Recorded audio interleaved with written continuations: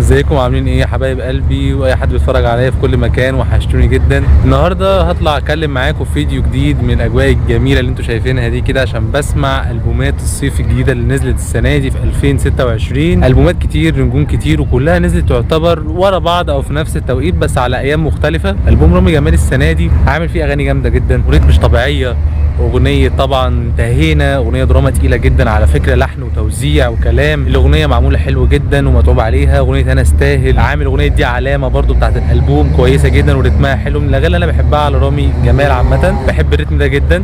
طبعا انا بعد المره المليون لسماع الالبومات كلها اللي قعدت سمعتها كلها براحتي وخدت وقت فيها. البوم حلو جدا والبوم صيفي وفيه اغاني جامده قوي. كل الناس اللي اشتغلت معاه، فريق العمل كان قوي جدا، وعمرو مصطفى عامل له شايف ايه، اغنيه جميله جدا وكلها جيتار ومعموله بشكل احترافي وعجبتني جدا. عمرو مصطفى عامل له شغل حلو جدا. وطبعا اغنيه بتفتكريني، الاغاني دي كلها يا جماعه هتكسر الدنيا في الالبوم. اغاني حلوه قوي ومعموله بذكاء، كل الاغاني معموله بشكل حلو من رامي جمال في الالبوم ده، متعوب عليه فعلا. البوم يستاهل 8 من 10. البوم القمر اقوى حاجه فيه هي الدراما بتاعته من وجهه نظري. شايف ان اغاني الدراما هي اقوى اغاني واقوى عنصر في الالبوم، لو تعرف ومش بنساك، واغنيه طبعا اللي هي الجامده جدا بالنسبه لي انا مالي بيك. الاغاني دي كلها يا جماعه هي اللي جامده جدا ودي الهيتس في الالبوم. طبعا في اغاني صيفي ومقسوم بس للاسف ما كانتش متوقع قوي من رامي صبري من وجهه نظري، يعني بتكلم بوجهه نظري الشخصيه ورايي كواحد مستمع. قصه حب برده كلمات رمضان محمد، اغنيه لذيذه قوي. وموسم السمر اغنيه مختلفه قوي ولحنها لذيذ كده وبترقص وجميله في الصيف. بس الاغاني اللي هتكمل معانا للشتاء اللي احنا داخلين عليه هي الاغاني الدراما في البوم رامي صبري. اغاني حلوه قوي يا جماعه، الدراما قويه جدا. بقيه الاغاني مش احسن حاجه. في اغنيه برده اسمها بفرحك وانت تزعلني، دي لحنها منحوت بالظبط من اغنيه مخاصماك اللي نزلت من فتره كده، كانت اغنيه سنجل ومشهوره جدا وانتوا اكيد عارفينها المطربه. الاغنيه دي يعني خيبت ظني شويه. اغنيه فلتة برده مش قوي.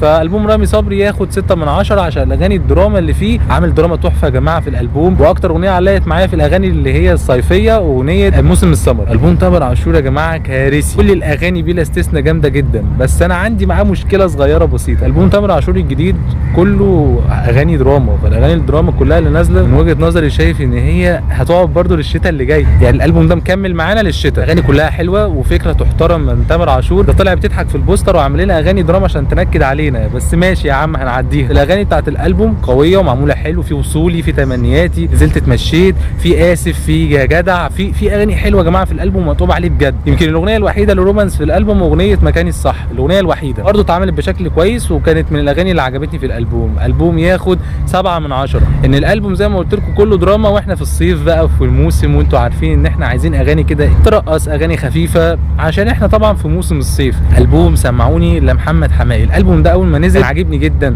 ولسه لغايه دلوقتي بسمعه، وهو اكتر اغاني عندي مفضله اصلا على التليفون او في البلاي ليست عندي ان انا بسمعه. البوم تحفه يا جماعه، معمول حلو جدا وفي ذكاء كده ومعمول بشكل كويس قوي. هم نازلين كلهم بقوه، في شويه اختلافات على بحريه وقالوا عني ايه، بس في اغاني جميله بلغني، في اغاني برده زي اغنيه مثلا اوعى تنساني، في اغاني جامده جدا في الالبوم. طبعا انا مش هقدر افتكر كل الالبوم، بس برده تحيه لكل صناع العمل اللي عملوا الالبوم بتاع سمعوني. في شغل فعلا متعوب عليه، اغاني قويه جدا وكلها احلى من بعض ومختلفه، وفي تنوع في الكلمات وفي المزيكا وفي كل حاجه. بصراحه الالبوم ياخد 9 من 10، ما فيهوش ولا غلطه. واشهرهم طبعا اغنيه قالوا عني ايه. الالبوم الجامد جدا اللي انا برده عجبني جدا السنه دي وسمعته وكان فيه شغل حلو. البوم مش هتكرر لتامر حسني. الالبوم ده يا جماعه فيه كميه مزيكا مش طبيعيه، من اول البوستر للدعايه لكل حاجه نزلت، والفكره اللي هي بتاعت المتشفره، الاغاني التراك ليست ان انت تفك الشفره.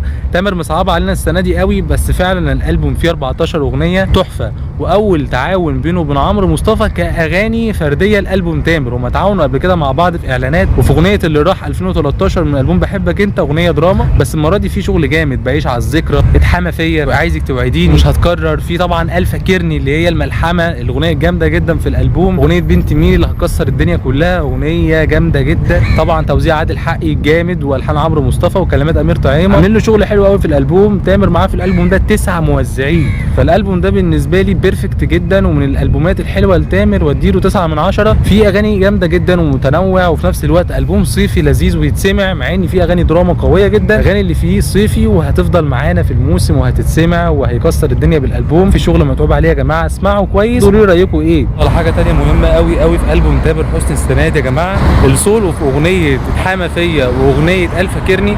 الجيتار الكتريك يا جماعه اللي في اخر الاغنيتين عالمي، لما تيجوا تسمعوا الاغنيه في الاخر هتفهموا انا بقول لكم ايه. البوم حبيتك انا عندي فيه شويه اختلافات. ايه هما؟ انا عندي البوم حبيتك فيه 12 اغنيه. اول حاجه عجبتني في الالبوم وشدت انتباهي اتاخر عتابنا، اغنيه طربي وجميله جدا، واصلا كانت اغنيه شيرين عبد الوهاب، في الاخر عمرو دياب خدها وغناها ما علينا، بس الاغنيه عامه جامده جدا وعمرو عامل فيها احساس رائع، الحان كلمات توزيع 10/10. عندكم اغنيه حبيتك، اغنيه صيفيه لذيذه لعمرو دياب وتتسمع في اللذيذ منه، انما الاغاني اللي جامده جدا في الالبوم بعد اتاخر عتابنا بالنسبه لي اللي انا بعشقها جدا اغنيه جيتلك، فيها شغل تحفه. لا الحان نادر النور ده في حته تانية. اغنيه برضو بحاول عمرو دياب يا جماعه عامل فيها لحن خرافي، كلمات تامر حسين، الاغنيه حلوه جدا. طبعا حدوته عامل له 3 اغاني، انا ال3 اغاني لولا البنات واغنيه الوان وانت جنبي، انا وانت جنبي عجبتني جدا، وانت جنبي عمرو دياب انا حاسس ان ده عمرو دياب، اغنيه صيفيه لذيذه ترقص. لكن اغنيه الوان واغنيه الثانيه اللي هي اللي اسمها لولا البنات انا شايف ان الاغاني دي مش عمرو دياب، لا يعني عمرو احنا بننوع وبنغير وبنعمل جديد بس مش للدرجه دي.